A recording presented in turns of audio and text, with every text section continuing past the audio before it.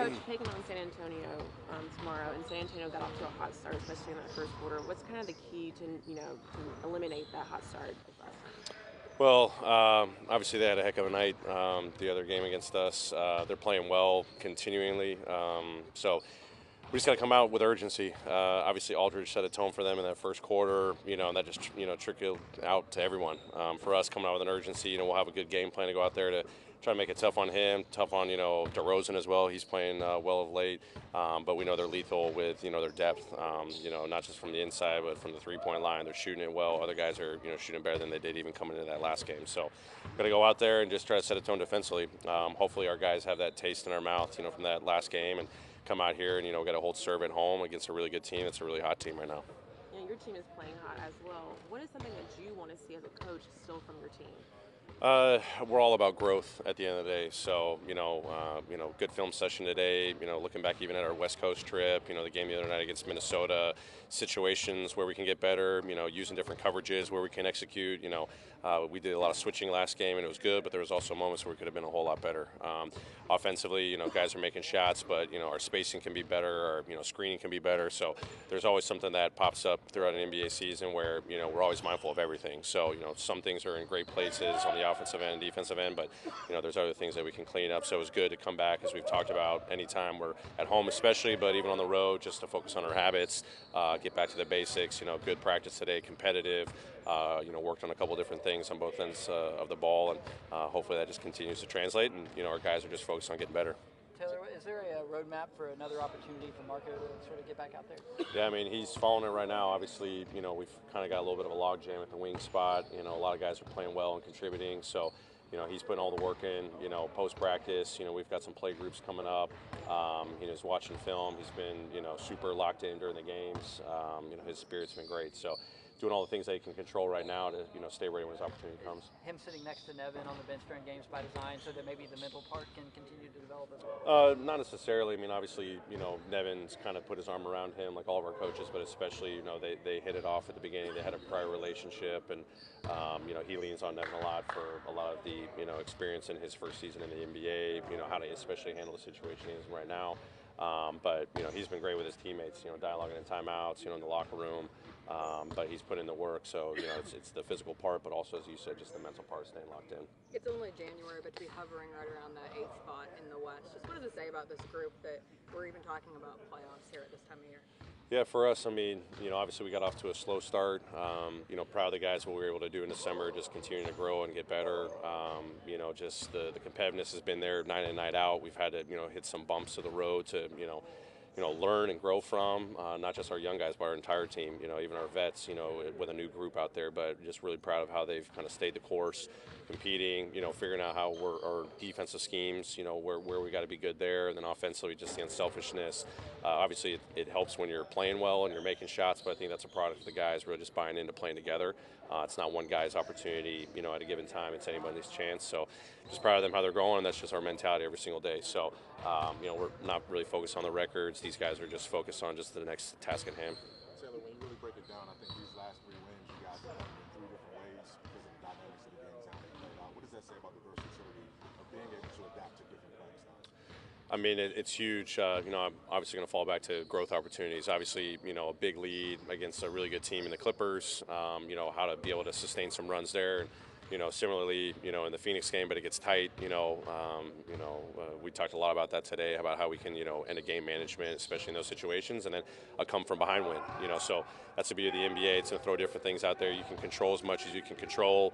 The ball may not always fall, or it is falling, and teams are going on runs, or they're going to pick up their pressure, and you never know if it's going to happen in the first quarter, the second quarter, or the fourth quarter, game to game. So, as I use the phrase, stay in the course, nothing changes for us, how we start a game, how we end a game, how even your focus and urgency's got to go up. And, I've been proud about these guys that even with a lead or without the lead, how they've kind of just stayed the course. And, the more that you do that, the more consistent you are with your habits, your competitiveness, your unselfishness. That's what, leads to hopefully more wins in the long run.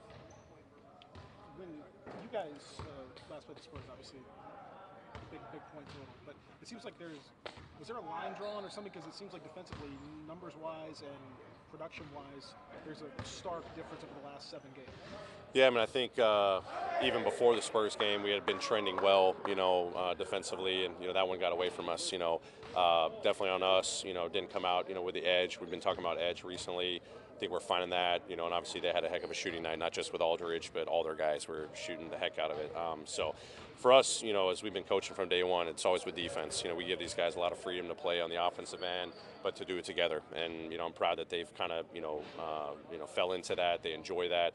And then defensively, just recognizing there's so many areas that we can grow in, but I definitely think there's been a little bit more attention, the mentality defensively, to know that, as well as we are playing offensively, we got to continue to sustain leads, and it starts with our defense. Or like the other night, even though the ball wasn't falling for us and they were hitting some tough shots, and we just kept grinding away with it defensively to be able to come back from behind. So proud of the guys to recognize that defense is obviously an important focus of ours. Is it difficult for Jaren to make the adjustment? I mean, if he's playing the 4, obviously you have to chase out, do a wing play, and at the 5 he's got that center field role. Sure.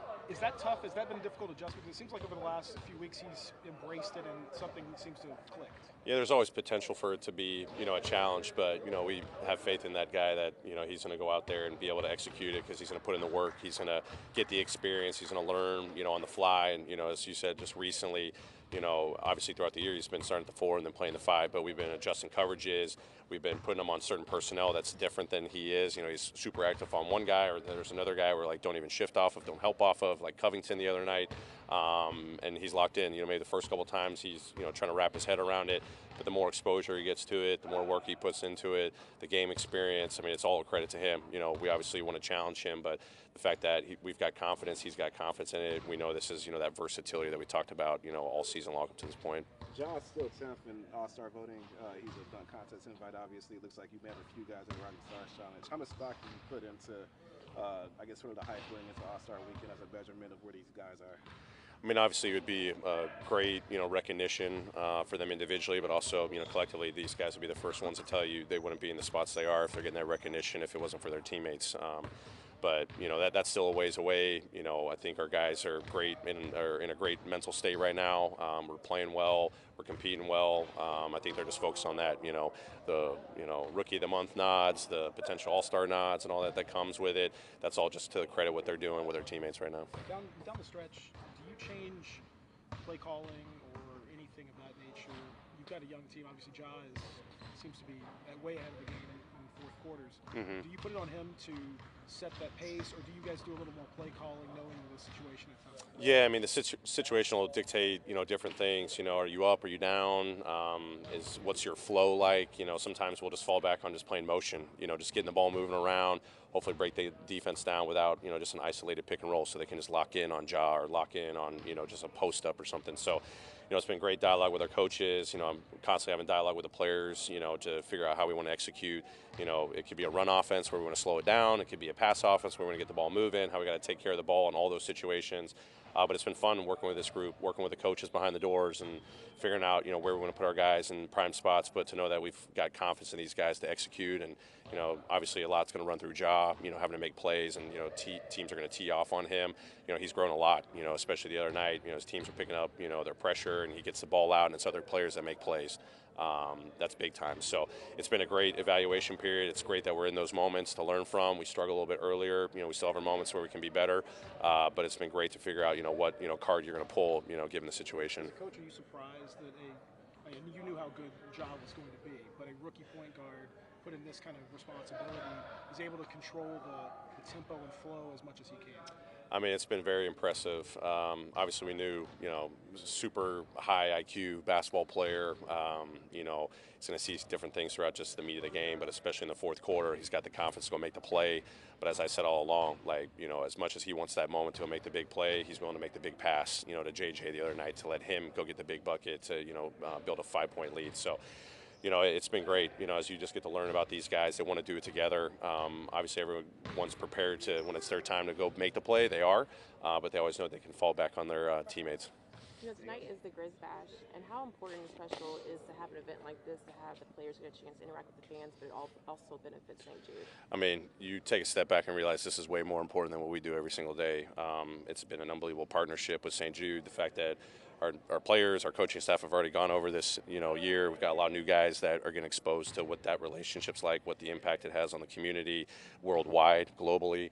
But to know that this has been a tradition that's been carried on for so many years, and obviously there's some new themes behind it. The game night, and hopefully that draws a lot of support throughout the community for an unbelievable organization. We've got 2 unbelievable children's hospitals here, even with LeBonner.